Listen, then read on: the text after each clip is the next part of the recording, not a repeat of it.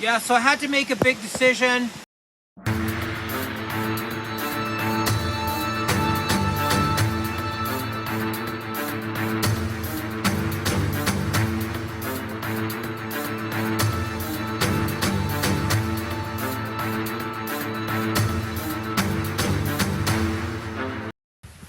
Yeah, so extreme weather requires gardeners to be extremely creative.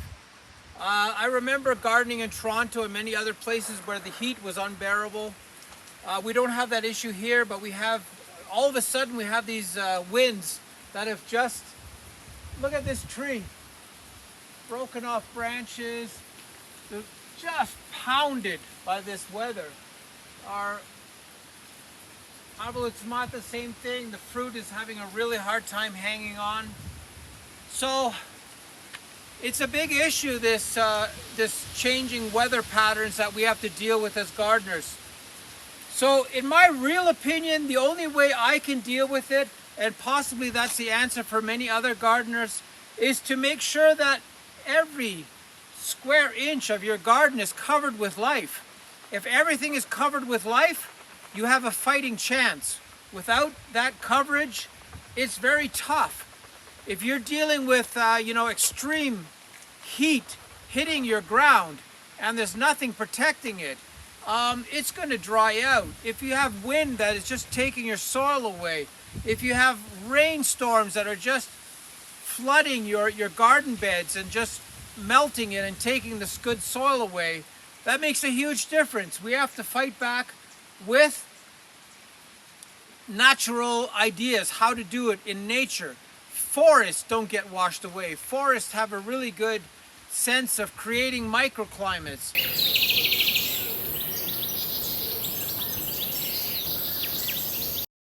So it seems that vegetation is our best way to create biodiversity and to keep our gardens going very strong.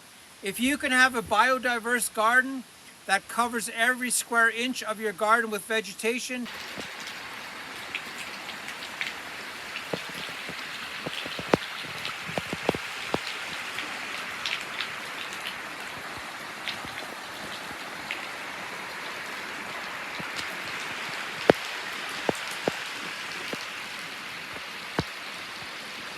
you will survive extreme weather a lot better.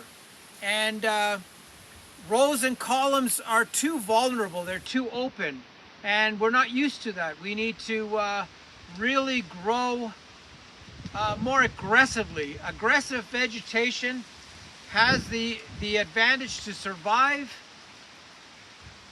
extreme weather conditions. So maybe chaos gardening is the best solution in the future to survive all these weather fluctuations and unusual weather patterns. So give it a try.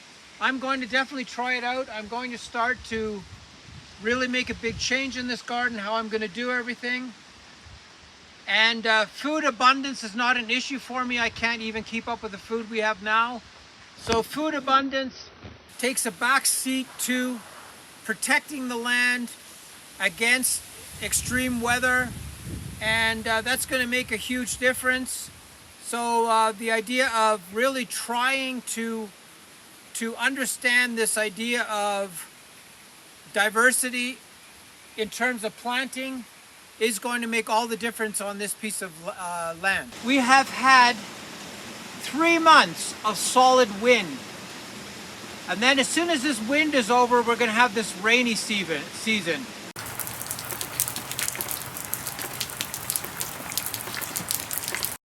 And my garden down below isn't doing well because the wind has just absolutely decimated the soil. So my idea now is to look at the things that I've done really well in the garden, and that is when I have everything completely planted. And when everything's completely planted, nothing will get at it. I have the rainy season coming, which is going to be the next problem. So if I don't do this chaos gardening, I'll be constantly going backwards. So I've made the decision we're going to basically plant the living daylights out of this place. And by doing that, I'm going to have this structure that will allow me to plant in between. And if I don't do this, it will be very labor intensive, constantly redoing the soils and repurposing, whatever I have in here. This wind has been so bad, it's drying everything out. And every single gardener on this planet is facing these extreme weather conditions that are not normal. What we are doing is we're uncovering the planet. We are stripping the planet of this energetic life force that keeps the planet healthy. The more we strip the planet, the more the soil surface is bare, the more we're going to get this extreme weather all the time. Ecuador has never had this much wind. Not one single person can remember it being this windy. 2 years ago, not one person could remember it being this wet. It was raining almost every day. And when you plant this biodiversity, it can withstand anything, which is such a beautiful change. Is when you have rows and columns, something gets in there, eats it all. The wind gets in there. It's hard to keep the soil protected. You have to water extra because you don't have the entire soil covered. Most people, I think, are facing extreme heat, and that extreme heat is also best dealt with when the earth is completely covered with diverse plants. So if we can figure that, there are solutions to gardening in extreme weather conditions, it seems to me that this chaos gardening, or this covering the earth completely gardening, is the best form of gardening. And I'm going to implement it. I've bought a whole bunch of fruit trees. I plant the fruit tree in the middle. I'm going to plant around it, and I'm just going to expand.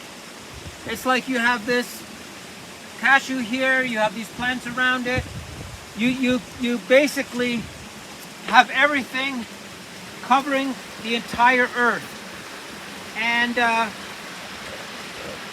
what it also does is when you do your cuttings and things, I have lots of Vispero inside here, other plants, fruit trees. So I'm using the whole surface to create this idea where absolutely everything is growing with each other and helping each other. So my next step is to cover this entire piece of land with vegetation and allow it to do what it's supposed to do. And it can also grow a lot of food for us. So it's going to be a big mixture of ornamentals and fruit trees and vegetables that will supply more than enough food.